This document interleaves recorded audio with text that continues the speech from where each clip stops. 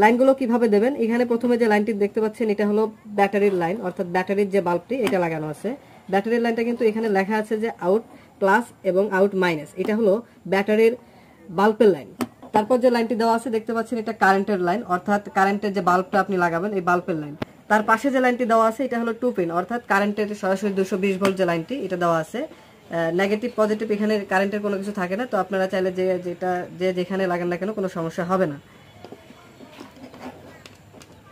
এবং আরেকটি যে লাইন দেওয়া আছে এটি হলো অ্যাডাপ্টরের লাইন। অনেকে বলতে পারেন যে ভাই এটার সাথে কি অ্যাডাপ্টর লাগবে? হ্যাঁ, অবশ্যই এটার সাথে একটি অ্যাডাপ্টর ব্যবহার করতে হবে, কারণ অ্যাডাপ্টর ছাড়া সার্কিটটি অন হবে না। তো অ্যাডাপ্টরটা আপনারা কোথায় লাগাবেন, এখানে লেখা আছে এডি প্লাস এডি মাইনাস, অর্থাৎ অ্যাডাপ্টরের প্লাস এবং মাইনাস। তার পাশে দেখতে পাবেন যে ব্যাটারি প্লাস এবং মাইনাস দেওয়া আছে, অর্থাৎ বি প্লাস বি মাইনাস। এর মানে হলো ব্যাটারির যে 2 পিনটা অর্থাৎ ব্যাটারির যে ক্লিপটা, এই ক্লিপের লাইনটা আপনারা বি প্লাস এবং মাইনাসে লাগাবেন।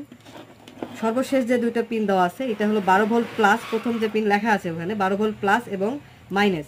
12 ভোল্ট যে প্লাস এবং মাইনাস এই লাইনটা আপনার সার্কিটে গিয়ে লাগবে, অর্থাৎ W1200 যে সার্কিট থাকবে ওই সার্কিটে 12 ভোল্ট প্লাস মাইনাস থেকে এই লাইন চেঞ্জারে 12 ভোল্ট প্লাস এবং মাইনাসে এসে সংযোগ হবে। পাশাপাশি K0 এবং K1 সার্কিটের যে K0 এবং K1 যে লাইনটা আছে এই লাইনটা আপনার সরাসরি লাইন চেঞ্জারে এসে সংযোগ হবে।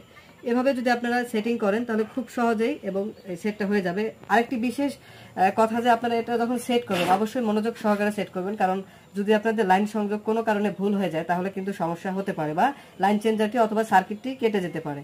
তো এখন আমি আপনাদেরকে লাইন সংযোগ দিয়ে দেখাবো। প্রথমে যে লাইনটি দিচ্ছি ব্যাটারির লাইন। আমার এখানে 12 ভোল্টের একটি ব্যাটারি দেওয়া আছে, ব্যাটারিতে আমি লাইনটা দিচ্ছি। দেখেন ব্যাটারি প্লাস এবং মাইনাস দেওয়ার সাথে সাথে কিন্তু আপনার ব্যাটারির লাইনটা অটোমেটিকলি জ্বলে উঠছে। এখন যদি আমি কারেন্টের লাইনটি দেই তাহলে